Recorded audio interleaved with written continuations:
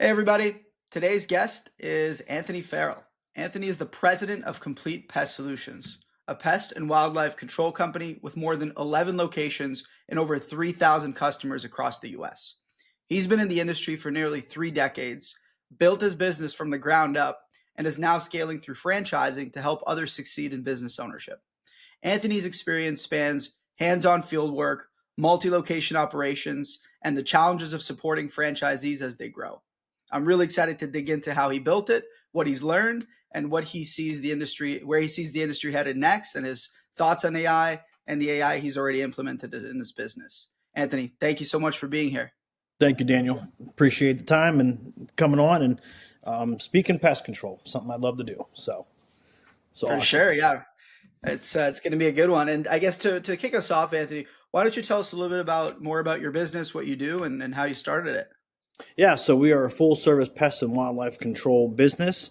So I always tell anybody that's not familiar, you can basically take my company and split it kind of in half. We do a bunch of wildlife, we do a bunch of pest control. So it's a two revenue streamed model, which we find to be the best for being competitive in markets. Pest control is a saturated market in some areas it's not. But the differentiator with us is the wildlife side. Most pest controls do not do wildlife. So that sets us apart. It gives us that scalability to now perform other services for homeowners, for commercial buildings that most companies cannot do. So that's who we are. That's what we do. I started this in 2008 during a recession, and built it to where it is now, and decided to franchise in 2020. So two of the hardest economic things that have happened in my lifetime. I decided to start one business and then start another one. So that I think that just holds to the model of pest control is recession proof, pest control is pandemic proof, and it's a great industry for somebody that's looking to get into a home service business. This is a great industry to do that. I got into it because I'm actually third generation. So my grandfather did it, my father still does it, and then so I've been doing this technically since I've been like 10. I'd go out on jobs with my dad and help him solve roach issues in restaurants and stuff like that. So yeah, so I've been doing it for a long, long time. Got it. Yeah, no, that's incredible, and it's an exciting story to have it passed down generation to generation. Would you say the other generations had a tougher time, or would you say our generation, your generation, is the most tricky with all the kind of nuances that's been going on so far? I think each era has its own challenges. Back when my grandfather was doing it, he was getting $2-3 a stop. We're getting on average 125. So that is a little different. I know money spends a little bit different now than it did then, but still, like, you're still looking at that and saying, pest control was a little tough back then. Pest control never really had a good outlook on it. I mean, if you kind of like think about who the bad guys are in movies, a lot of times it's the pest control guy. My fun one is always Full House. Jesse, the lovable uncle that can't find a job, but he was an exterminator for a while. So so the outlook on pest control for many years was it not fair. I think now it's starting to come around to understand that pest control is actually a very needed service. We're part of public health. We're part of keeping diseases at bay that are spread through insects or animals or wildlife. So I think it's starting to come kind of full circle to where we are viewed as a needed service, and I think more homeowners each year are starting to use pest control for their homes because they understand, like, having mice in your house can cause some serious health issues. Having bats in your attic, if you go up in your attic and you start walking around, you can have some serious health issues. So I think that those things are starting to come to light the more that you have access to the information. So that's where I say the challenge of the old was, it wasn't looked upon great. It was a very cheap income industry. The challenges now are, I don't want to say per se, regulations in some states are really, really tough. Licensing in some states is really, really tough. You have a lot more people jumping into it, so you're getting a lot more competitors. So kind of just like as an example, I always break our franchises down into territories. So 250,000 people are in the territory. So in my main office, our territory is 235,000, population. I have 37 competitors in that tiny little area. Mhm. So, we have about one or two that open a year. So it went from 30, 30 a couple years ago, now 37. We just had two open this year in our territory. So you're looking at that, and that's the kind of byproduct of pest control now being a great industry to jump into. People are seeing it and saying, oh my gosh, low overhead, high profits. Man, if I'm a single man operator, I can really kind of live high on the hill, once I get this thing built. So that's kind of the hard part about this, where when my dad started back, in our area back in 1980, it was Terminex, Orkin, and one other company. So his competitors were like 5 to 6. That's it. Now we have 37. So each era has its struggles. I think it was easier to market back then. I'm sorry. When you put an ad in the phone book, it went to every household. Yeah. In about 2 years, your phone rang off the hook. Now you have a plethora of platforms. Now you're going to jump into, as we're going to talk about a little bit later, the AI search engines now. So now all of a sudden now you just built out another 8 platforms that you have to be found on. So I think in today's era, that's a challenge. The marketing is a challenge, because even when I first started, I'd go into a new territory, I'd put a full size page ad in the book, and my phone would start ringing. The next year, if I was in the same spot at the same thing, my phone rang off the hook, because now you're a trusted company, because phone books were expensive to be in. So people figured, if you're paying for this full page ad in here, you're a legit company. So I think that's today's hard part is, you have to be able to market on so many different platforms, and it's not cheap. It's just not cheap. And then you got the big guys, buying up keywords, at huge costs. So as a smaller, privately owned firm, you got to compete with that. So you got to always be angling to beat them out. So I hope that Yeah. kind of answered some of those questions. Yeah, I know that's very helpful. Thank you, Anthony. And I guess for our listeners, for them to get an understanding of the scale, how many full-time employees do you guys have? How many locations do you have now? Yeah. So our our main office, we have 5 technicians and 2 salesmen and 2 secretaries. So we do okay. We do good. We got 10, probably I think that's 10 full time. Um, and then we cover 3 counties from our location. We just opened up a new location in Erie, Pennsylvania. That's corporate owned. I'm always trying to test and see, if we open in this territory, we put some money here. How's that growth look? So that's kind of our testing corporately, of if someone buys a franchise, how do we help them grow faster and beat the odds.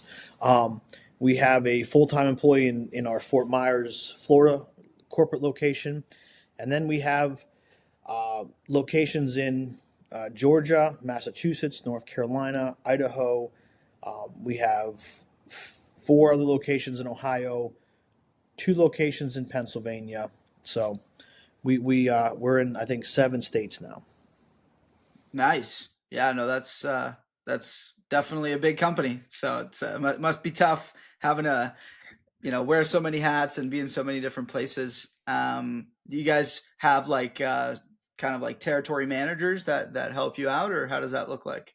Not yet. We're still an emerging brand, so our franchises, they handle their own, and then if they need something, they call. We help them out.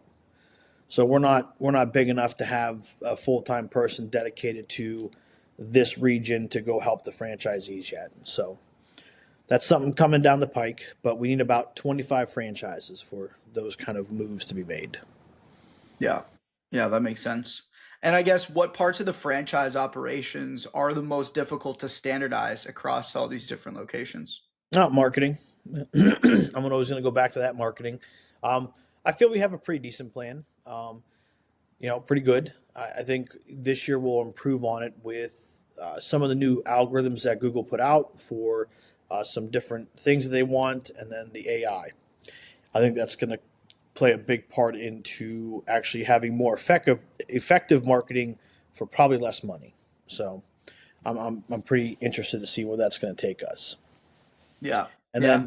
then the other part of scalability is always um, the advice on when they hire an employee. So they go from a one-man operation to an employee. So that's always that step of faith as a business owner that you take and say, oh man, I've been doing really well, but I'm so busy I can't work on my business. I'm only working in my business. So, you know, helping guide them through that step of faith and stepping out on that ledge and saying, okay, we're going to take this risk. And, you know, everything in business is a risk. So Yeah, I couldn't agree more. But I mean, it sounds like you're doing the right thing as the leader of this ship and steering it in the right direction. And I guess where does your team spend the most time on repetitive tasks? Either in the office or in the field.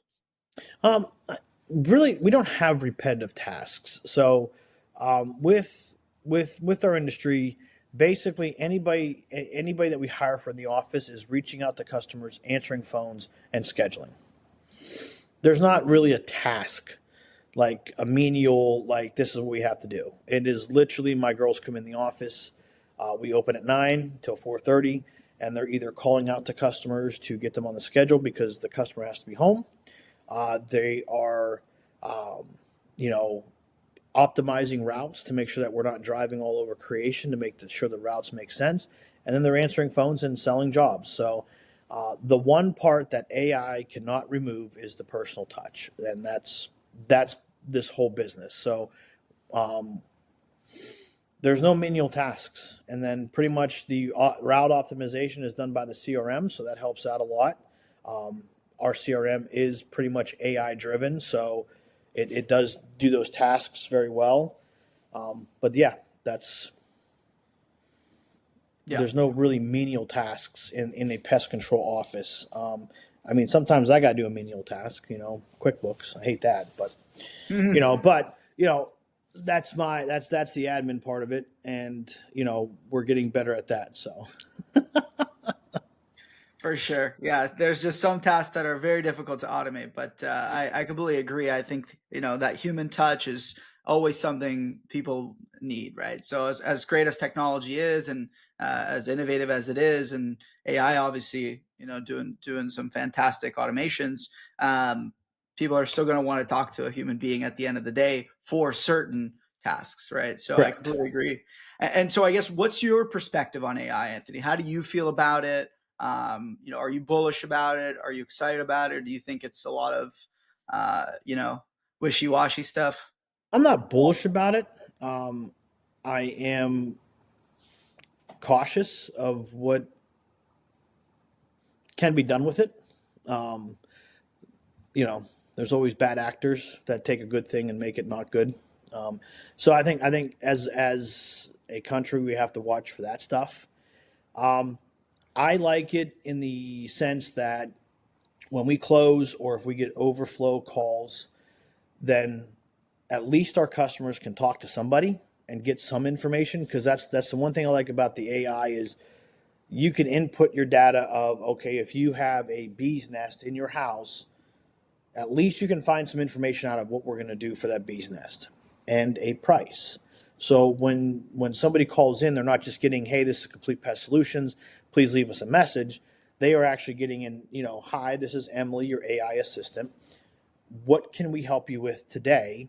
And what information can I give you? And the customer just says, hey, I have a bee's nest, blah, blah, blah. And it takes them through basically our scripting and then a price at the end. So at least that customer gets information in their hand and what we do. And then when we call back, it's more of a conversation of when can we get you scheduled instead of now I had to pay the girl to go through the voicemails. Now I have to pay the girl to call and then stay on the phone with this customer going through all this information when it was already done for us. So Do I think every one of our customers like it? No. It is the future, so we have to at least kind of assimilate to it a little bit. Um, so that's kind of how we use the AI as part of our operations. But we always try to get the human person on the phone and talk to them and have that human connection. The other thing that I like about the AI is with our CRM. Again, route optimization, that kind of stuff that is done through AI through our CRM. It's pretty accurate. It's accurate to within about a mile, 2 miles. So that's better than, going on Google and looking up, okay, if I go from here to here, how far is it, blah, blah, blah. We don't have to do that stuff. It's already done for us. So I like that part of it. And then kind of moving forward, I'm interested to see how this AI search goes. I kind of did a little test run on our company. I'm not happy with how AI spits out our information because it takes a lot. What I seen, it took a lot of information from Yelp, not from your Google business page, not from your reviews, but from Yelp. I haven't been on Yelp since 2010, and I had a bad review on it because of a certain circumstance, and like they took a lot of the information off of that, and then when you look it up, it's like, well, this is what they say good about Complete Pest, and this is what they say bad, and it's like if you read my reviews, there's really nothing in my reviews that state that bad. It's from Yelp. So I'm like, okay, so this is going to be interesting to say, is AI going to generate your information off of your website, your Google business page, your reviews, or are they pulling from an outside source to pull into that AI? So we'll see. So it's going to be Yeah. interesting. Yeah, for sure. I definitely think that's, searching in these LLMs like ChatGPT or Gemini or Claude, so on and so forth is going to be the future. I think a lot of people are already doing that. So I guess curious from like an ideal state, is that what you were kind of talking about in terms of AI search you would want, when folks ask about the best pest control companies Mm-hmm. in their area that, your company would come up. Well, yeah, that's what you want. It's almost like the organic search now with Google. When someone Googles in your area pest control near me and it brings up the organic map, you want to be one or two on that map, underneath that map. That's going to be the same thing with the AI. You're going to want, when someone Googles, hey, pest control in my area, and they ask Gemini to find it or Chat GPT or one of these other ones, you want to come up. You want to be found. Because I think eventually, could be wrong, but eventually that's going to be more important than being organically found on the map in Google. I think that's going to be coming down the pike. Maybe not this year, but in the next 5. Yeah. Absolutely, yeah. And the way I understand it is to your point, it goes through like a number of different sources. I think the most common, the last stat I saw, uh, not just for like more home service based companies, but in general, the LLMs pull from Wikipedia and Reddit, and Reddit was like Mm-hmm. a huge one. And obviously, a lot of people use Reddit to find specific things like the best technology product, let's say the best webcam, right? They go on Reddit, try to find what the best Right. options are. So, but with more home services, I agree. I think it kind of is limited to options like Google reviews or Yelp. But yeah, there's a number of different ways to kind of improve one's rating on those. So it's interesting. Yeah. Well, like I was just shocked that it pulled it from Yelp because again, that review was from 2010. Like you're talking 14, 15 years ago, going on 16 years ago. But it didn't really pull much from the actual Google business page with over 350 reviews. It pulled like 2 reviews off of that and it took the rest off that Yelp. And I'm like, are you stinking kidding me? Like this doesn't even make sense. Like so I think there's going to be some again just it's new, so you're going to have to go through these stupid periods of well that doesn't even make sense, or okay, yeah, maybe that does make sense a little bit, but why would it pull that from 10 years ago? So Yeah. Yeah, right. And you don't think like a person typically would, not many people would then prompt it to say, give me the most relevant information from the last 3 years, right? I right. think we naturally expect that it's going to give you the most recent information, but Correct. you never Yeah. know how old that data is. So it's always good when we are asking these LLMs the different questions, we prompt it accordingly for more relevant and recent information for sure. And Mm-hmm. I know you talked about AI voice and how you're a big fan of that. Could you tell me more a little bit about that? Kind of how you came to that decision? Was it something like you were just getting a ton of calls and then all of a sudden you're like, wow, I wish there was an AI that could help handle some of these, especially Yeah. in the off hours? Yeah. So, when my girls would come in the morning, we'd have 15, 20 voicemails to go through. Um, and then some of those already found somebody else that someone answered the phone at 8 o'clock at night. Um, so it's like, okay, so how do we curb having you happen to call back 20 people and explain to them our services when we have a system that probably can explain our services, give some pricing, and then they can ask for a time to schedule, a day and a time to schedule. That's what we did. And we tested it. It worked out great. So instead of having to call back 20 people a day from our overnight phone calls, then we got to read what they needed, already had the information. Most of them already had the information asking for a scheduled date and time. So we would just call up and say, okay, I know you asked for, 3 to 4, but we have 3:30 to 4:30. Is that okay? Everything was already done. And all you're doing is now verifying the schedule they asked for and making sure that we had the day open. So that's why we did it. I was tired of, my girls, at 1 o'clock in the afternoon saying, hey, did you get to all the messages? And no, I did not. Okay, well, we can't have that because, people that called last night need to be called the first thing. And then anybody ringing in needs to be waiting because we're going to lose some customers if we wait until 1 o'clock, 2 o'clock. This allowed us to read. And then if it was a customer that was a current customer that said, hey, I just want to call to schedule my quarterly, we know that that customer can now be put on the back end of the day to call during those times that we call our homeowners. Any initials, any new customers, of course, got the first attention. And then, so it helped us to kind of put in I always call it the most important list. What's your task for the day? Here's the most important. So for us, any customers that leave a message overnight that need service and they're new, that's a very important task for us to get done. If you're a quarterly and you're just saying, hey, I'm just calling in to schedule my quarterly, I have next Friday open between 3 and 4, again, that can go to the back of the line. It's not an emergency. They're not asking like I got a bee nest coming in my house. It's, hey, I'm just verifying my schedule. We can put that at the back of the line or send them a quick email. When you get a voicemail, you have to go through the whole voicemail and then start trying to do when you do the AI, it's literally like a ticker. Like here's your first call, here's your second call, here's your third call. So you can run through them real quick and read who's the most important. Because if you're a quarterly customer and you're on our maintenance program and you call me up at 10 o'clock at night, it's 9 o'clock in the morning. You say, I got a bee's nest that broke through my wall. I got thousands of bees in my kitchen. I can read through this real quick, find you, and be like, oh, crap, that guy needs called like right now and scheduled in the next half hour. So it helps us to kind of divvy out I call them, the fire call. Then you have like the smoldering call, and then you have kind of smoking call, and then you have there's no fire, we're good. We can call them whenever to verify. So it helps us to do that. Yeah. Yeah, absolutely. And I know I mentioned this the other day, but my experience calling a pest control company, they didn't answer the phone. It was like I got voicemail.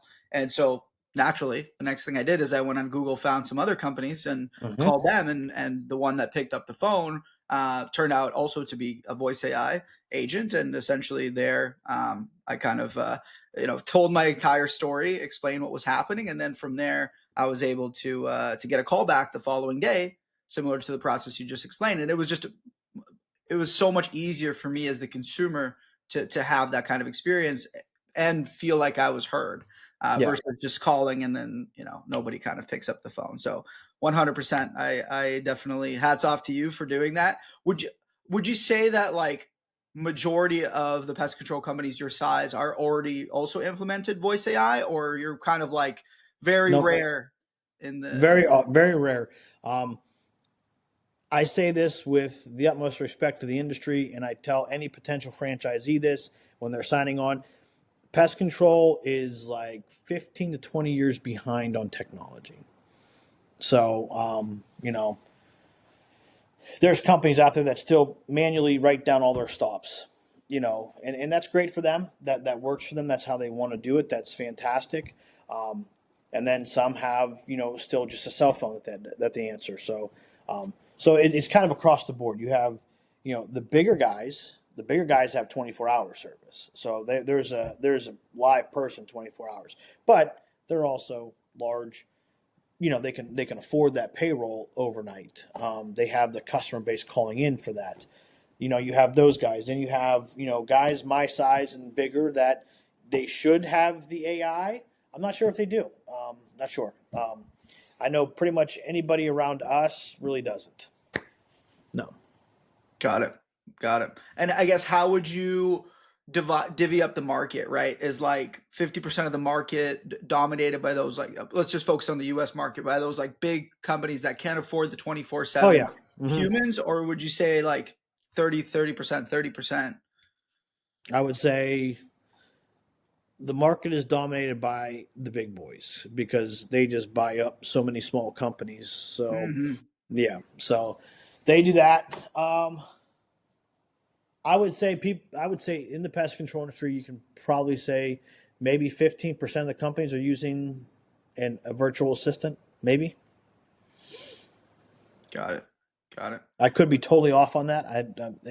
I'm not speaking from a position of authority on it. But I know, like, I work with one company. Him and I kind of go back and forth. We help each other with a few things. I know he just signed on with AI right before I did. But he wasn't using it before then, and he's a little bit smaller than me, not by much, as far as employment wise. Yeah, I mean, my dad's company doesn't use it, and he's got 10 to 12, technicians. Yeah, I don't think many are, and if they are, they just switched over. So, gotcha. And the company you were talking about, your friend's company that you guys kind of help each other out, was it the voice AI specifically that he was also looking into? Gotcha. Yeah. Him and I were talking about it for, I think, maybe a few months before he pulled the trigger. And he called me up. He's like, I pulled the trigger on that AI thing. I'm like, what? You did? So he pulled the trigger, and then he ran about a month, and he called me up. He goes, it's unbelievable. He goes, you got to do it. You got to do it. He goes, don't wait any longer. Just get it done. And I said, well, I'm actually in talks with, I think we chose the same company. I said, I'm actually in talks with them right now. I've got an intro call with them. And so he started about 2 months before I did, 3 months. And he likes it too. He likes it too. So, yeah. So I guess, looking 5-10 years ahead, where do you see the industry going? And like, what do you think is going to change specifically as it relates to technology and AI? I don't know. The technology has changed a little bit from when I even first started, but not much. Our spray cans are the same. Our backpacks, our backpacks are better because they're battery operated and they actually do a pretty decent job. I think the industry is going to change more on the CRM side than it is on the service side. Our products are really good. I mean, those will change a little bit as we get better technology to break down products more and how they affect the insect. So that'll be some changes. I think there'll probably be some new ways to do a couple things, but if you got ants in your cabinet, and I got to put bait in your cabinet. That's not going to change. The bait matrix might change, and how it affects the ant and the colony. That might change. The active ingredient might change. They might find a better active that has more control and quicker control for the pest. But if you got bed bugs in your couch, I have to treat your couch. So it's gonna come down to the actual CRM, how that integrates with customers. So kind of an example, like the CRM that we're using now, they just opened up their AI voice assistant, their virtual assistant. that can help you schedule things while you're on the phone with them through the CRM, but you have to pay for, you got to pay for the service.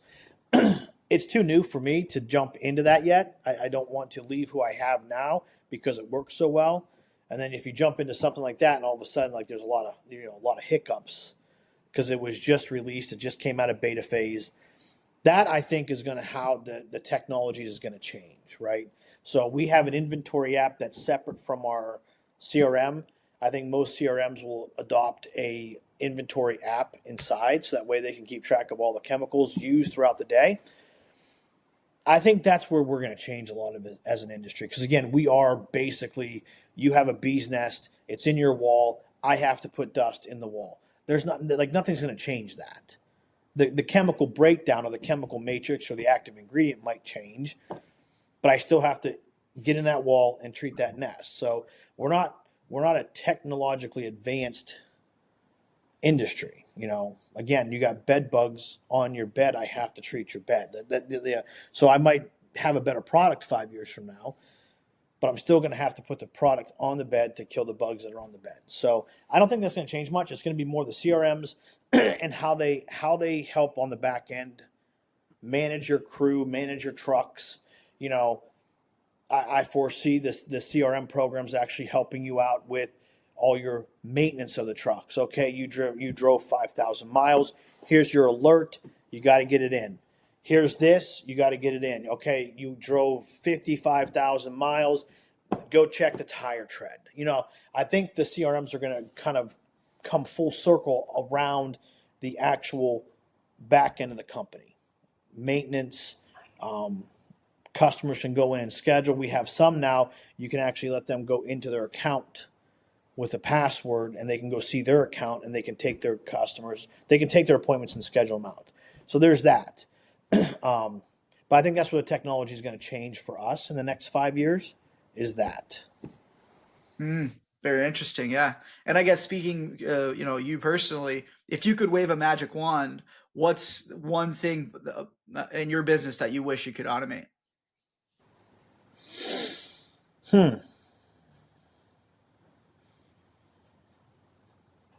Scheduling the maintenance of the trucks, because as a human, that is so easy to forget. Could you tell me a little bit more about that? Like, what does the process currently look like versus what you wish it would be? So again, like you do a Google spreadsheet, you have your trucks. Okay, we did an oil change on this date. We go 5,000 miles between oil changes on the spreadsheet. But if you forget to look at that stupid spreadsheet, so if there's a way to automate that where it's like, and I think Ford solved that problem. There's a Ford Pass, so it does kind of throw alerts out to you that, hey, this is due for an oil change. But they're set at every 3,000 miles, and I haven't figured out how to set it at every 5. So there's still a little bit of lacking on that. But to have a CRM that you can have on the route, it calculates their daily mileage, and then at 5,000 miles, at 4,500, it sends an alert to your management staff. Hey, this truck, license, blah, blah, blah, needs an oil change. Get it scheduled. I think that would make just it so much. It's automated, so it's done. Gotcha. Yeah, I think that that's definitely possible, and it's good to see that companies like Ford are already, trying to solve that.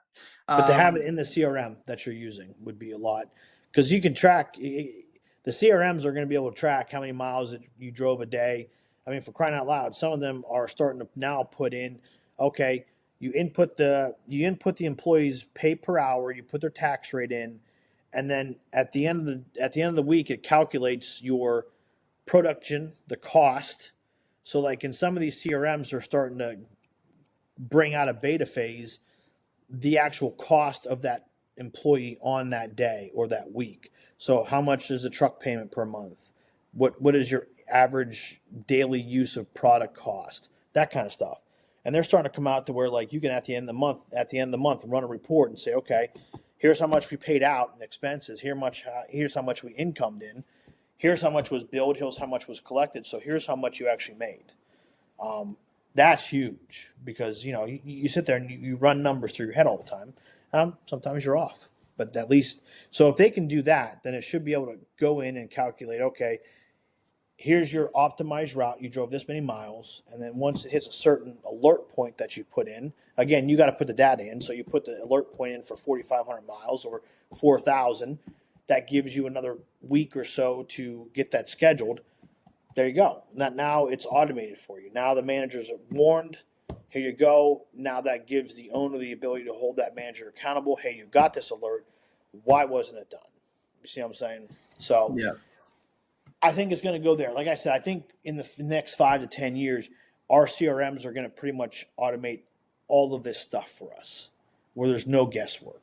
So, Yeah, no, for sure. And I mean, in the meantime, a workaround would be to actually have more of a firm build it out for you custom and then integrate it with the CRM via tools like Zapier.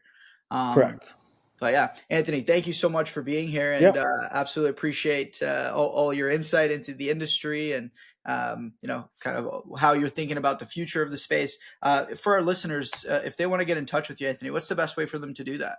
Um, Office 330-793-8664, or you can email me at Anthony F at Complete Pest Solution, no S on solution.com. Perfect. Anthony, thanks again for being here. Thank you. Pleasure to get to know you, and hope you have a Yep. great rest of your day. Best of All luck right, with you the too. business.